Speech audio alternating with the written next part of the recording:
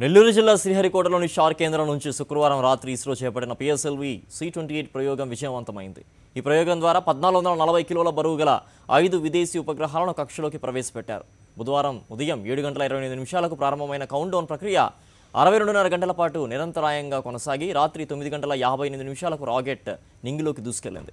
ఇస్రో చరిత్రలోనే భారీ వాణిజ్య ప్రయోగంగా చేపట్టిన ఈ ప్రయోగం విజయవంతం కావడంపై ఇస్రో శాస్త్రవేత్తలు హర్షం వ్యక్తం చేశారు. ప్రయోగం విజయవంతమైన అనంతరం ఒకరికొకరు అభినందనలు తెలియజేసుకున్నారు.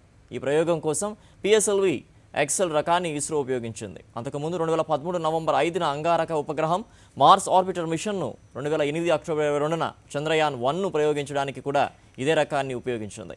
PSLV C-28 మోసుకెళ్లనున్న 5 విదేశీ ఉపగ్రహాల బరువు 1440 కిలోలు. ఇస్రో దాని వాణిజ్య విభాగమైన యాంథ్రెక్స్ కార్పొరేషన్ చేపడుతున్న అత్యంత భారీ వాణిజ్య ప్రయోగం ఇదే.